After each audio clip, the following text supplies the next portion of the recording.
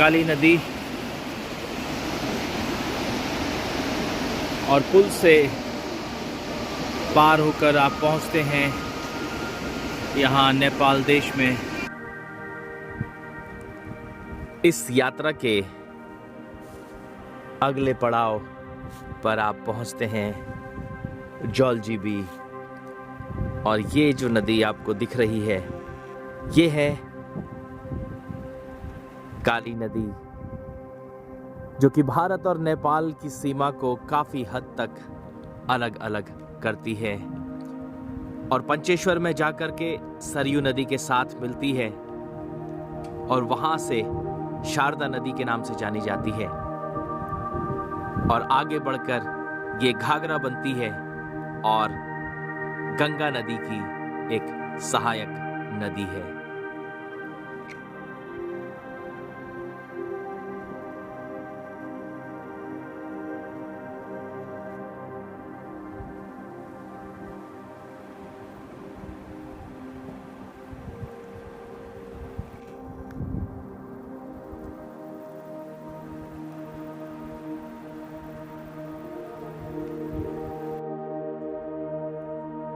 आज आप जा रहे हैं एक ऐसे स्थान पर जहां काली नदी दो देशों की भौगोलिक सीमाओं को काफी हद तक अलग अलग तो कर रही है, लेकिन इस काली नदी के आर पार दोनों देशों की संस्कृतियां किस प्रकार से घुल मिल जाती हैं और क्या होता है यहाँ, जानिए मेरे साथ और चलिए इस यात्रा पर।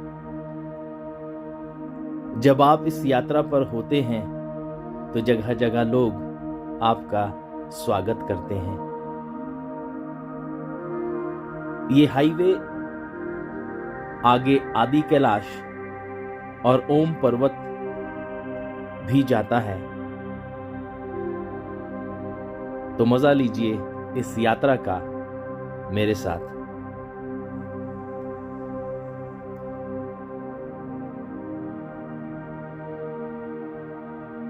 इस यात्रा पर आगे बढ़ते हुए आपको काली नदी आपके साथ साथ चलती मिलती है और उसके दूसरी तरफ नेपाल देश पाया जाता है। और यहां इस पड़ाव पर जब आप पहुंचते हैं तो ये है कनाली छीना। यहां पर आकर महान हिमालय के सुंदर दृश्य जब आपको दिखाई पड़ते हैं तो इस सफर का आनंद बहुत ही बढ़ जाता है। ये बर्फीली चोटियां कनाली छीना में आपका स्वागत करती हैं और इस यात्रा के आनंद को और भी बढ़ा देती हैं। और फिर इन घने जंगलों का तो क्या ही कहना। आज तो हमारे पास हाईवे है और गाड़ी से हम यात्रा करते हैं, लेकिन वो समय भी था जब लोग पैदल ही चला करते थे और जब वो थक जाते या रात्रि हो जाती, शाम हो जाती, तो वो इन्हीं सरायों में, जिन्हें अब ठीक किया गया है, रात में विश्राम किया करते थे, या जब वो थक जाते तो विश्राम किया करते थे और फिर अपनी यात्रा पर आगे बढ़ जाते थे। दूर दराज आज भी बहुत सारे ऐसे गांव हैं जहां पर सड़कें नहीं, इसीलिए लोग यहां पर खच्चरों को पालते हैं और खच्चरों के द्वारा ही दूर दराज गांवों में सामान ढोने का कार्य किया जाता है और खच्चर महत्वपूर्ण भूमिका निभाते हैं। इस यात्रा के अगले पड़ाव पर आप पहुंचते हैं जलजीबी के पास, जहां आपको मिलती है ये गोरी नदी, जो काली नदी की एक सहायक नदी है, और यहां से कुछ दूरी पर जाकर ये काली नदी के साथ जौलजीबी में मिल जाती है, और जौलजीबी में मिलकर वहां से आगे काली नदी के नाम से बढ़ती है।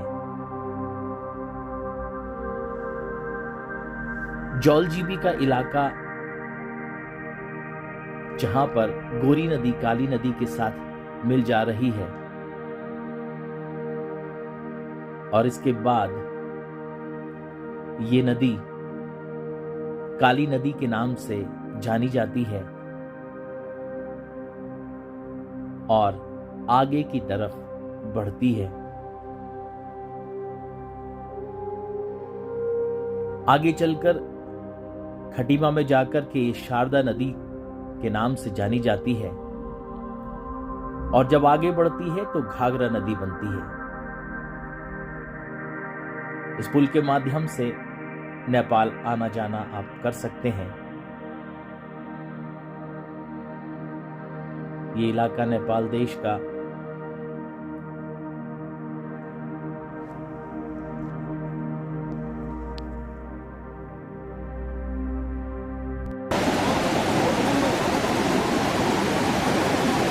ये काली नदी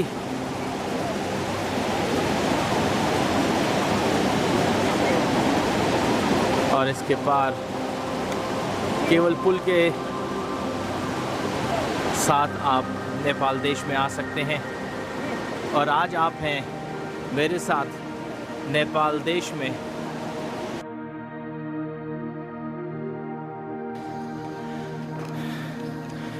दार्चुला के गांव में काफ़ी अंदर तक आ चुका हूं मैं, और शाम का वक्त है।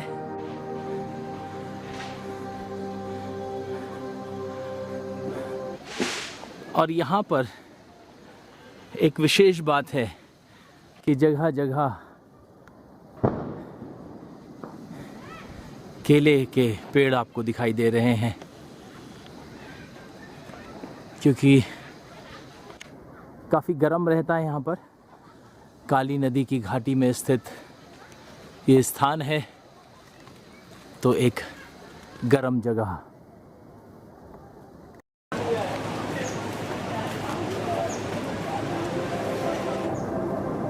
यहाँ पर है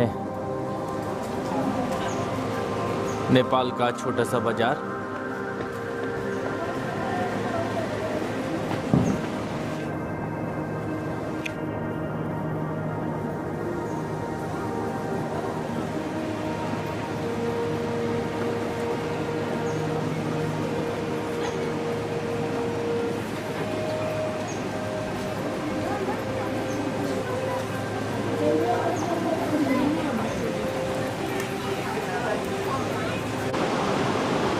मानस रेस्ट हाउस।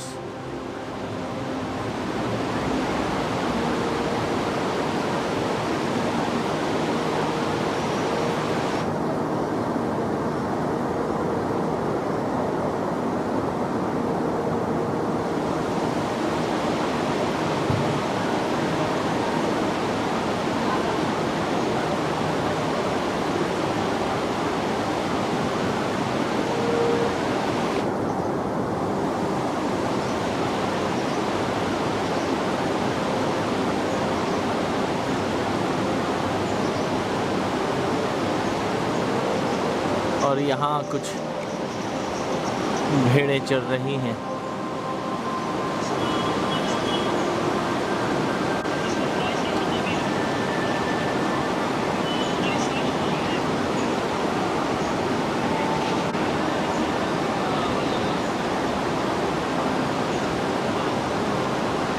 भेड़ बकरियों के झुंड दूर पहाड़ में चरते हुए।